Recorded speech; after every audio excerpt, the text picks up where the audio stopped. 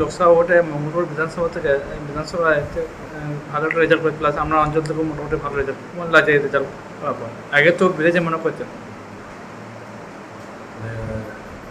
ঝিলু অঞ্চলের যে আমার ঝিলু 1 নম্বর অঞ্চলে লোকসভা নির্বাচনে যে রেজাল্টটা করেছে সেই রেজাল্টটা হচ্ছে ঝিলু অঞ্চল থেকে 3874 ভোটে তৃণমূল কংগ্রেস লিড করেছে ঝিলু 1 নম্বর অঞ্চল থেকে। এবং এই যে নির্বাচন, এই নির্বাচনে মানুষ তৃণমূল কংগ্রেসকে এই জন্য জয়লাভ করেছে, কারণ মানুষ মমতা বন্দ্যোপাধ্যায়ের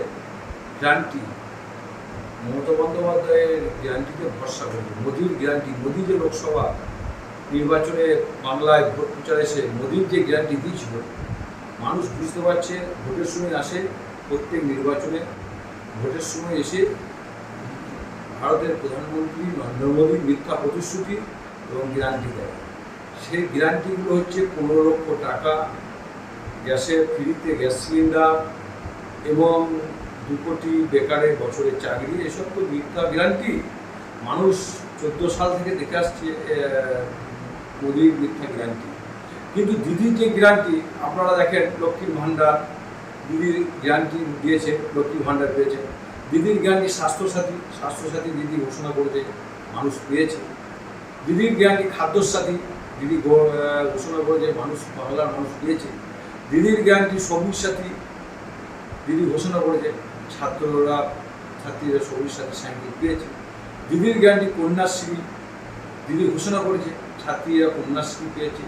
দিদির গ্যারান্টি রূপশ্রী, বিবাহযোগ্য মহিলারা বাংলার রূপশ্রী পেয়েছে। তাই দিদির যে গ্যারান্টি, এই দিদির গ্যারান্টিতে মানুষ ভরসা করে এই ঝিলু 1 নম্বর অঞ্চল তৃণমূল কংগ্রেসকে ব্যাপক ভোটে 3874 ভোটে তৃণমূল কংগ্রেসকে জয়যুক্ত করেছে। এই জয়টা কাদের উদ্দেশ্যে বলেন? এই জয় আমরা মামারি মানুষের নেত্রী মমতা বন্দ্যোপাধ্যায়, বাংলার সেনাপতি অভিষেক বন্দ্যোপাধ্যায় উৎসর্গ করব।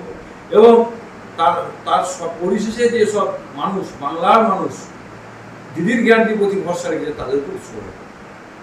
একটা যে বিরোধীদের একটা মিথ্যা অপপ্রচার ছিল, সেই অপপ্রচার মানুষকে এই ভোটে জবাব দিল। অবশ্যই বিরোধী তো মিথ্যা অপপ্রচার তো ছিল। এবং আপনারা দেখবেন কিছু সংখ্যক মিডিয়া যেভাবে মিডিয়াতে এমন দেখাচ্ছিল খবরগুলো, চ্যানেলগুলো, কিছু পেটুয়া চ্যানেল আছে, ন্যাশনাল চ্যানেল, সব চ্যানেল নয়, কিছু চ্যানেল আছে, দেখবেন এমন মিডিয়া হাওয়া দেখাচ্ছিল যে বিজেপি পশ্চিমবঙ্গে তৃণমূল বলে কিছু নয়, সমস্ত বিজেপি।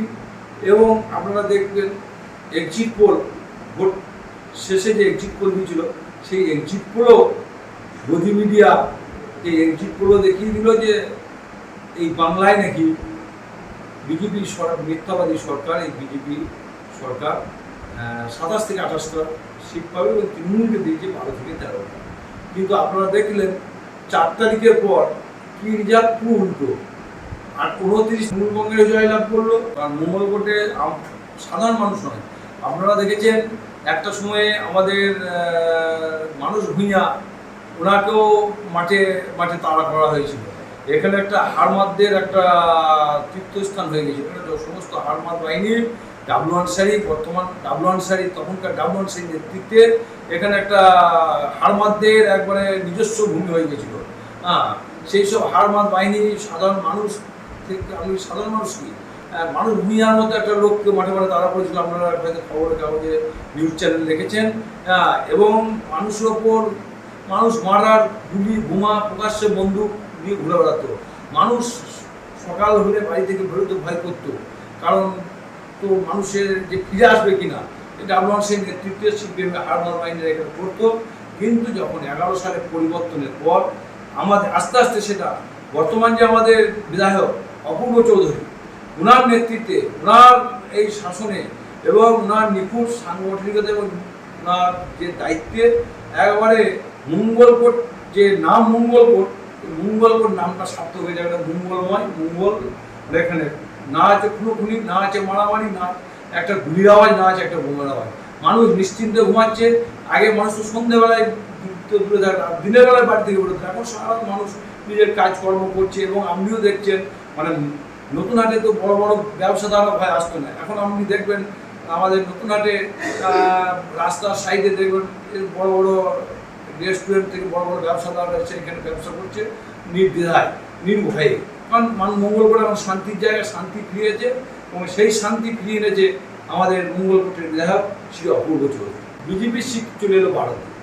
তাহলে মিডিয়া যে অপপ্রচার, যে বিজেপির যে অপপ্রচার, সেই অপপ্রচারে কিন্তু মানুষ ধন্যবাদ করে, সেই অপপ্রচারের জবাব ভোট বাক্সে মানুষ দিয়েছে।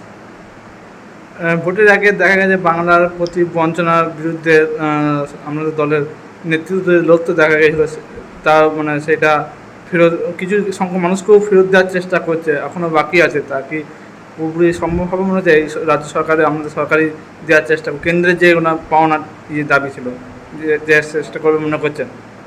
অবশ্যই।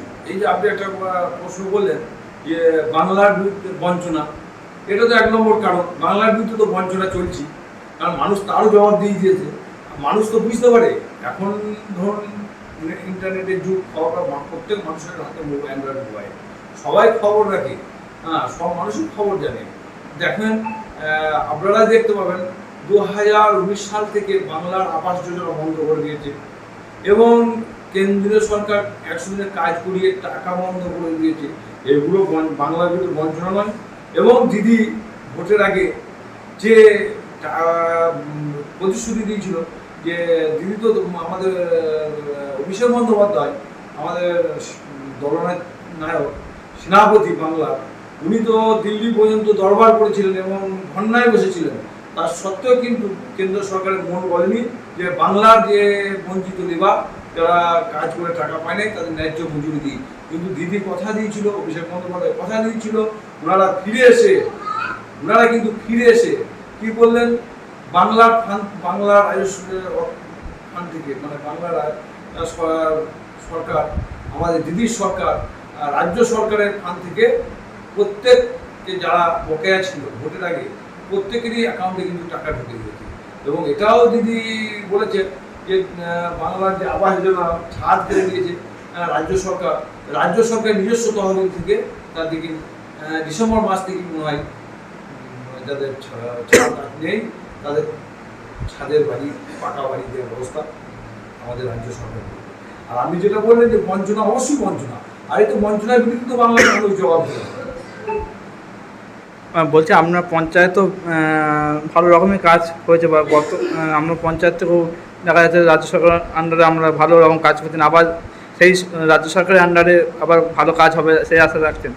অবশ্যই রাজ্য সরকার আন্ডারে কাজ, রাজ্য সরকার মানে কেন্দ্র যেগুলো বঞ্চনা, যেসব ফান্ডগুলো কেন্দ্র সরকার বন্ধ করে দিয়েছে, সেই সব ফান্ডগুলোর যে পরিমাণ টাকা পঞ্চায়েত দপ্তরে আসতো এবং পঞ্চায়েতের ফান্ডে আসতো, রাজ্য সরকারের তরফ থেকে উদ্যোগ নিয়ে সেই টাকা দেওয়া হবে এবং উন্নয়নের কাজ আরও ব্যাপক হবে।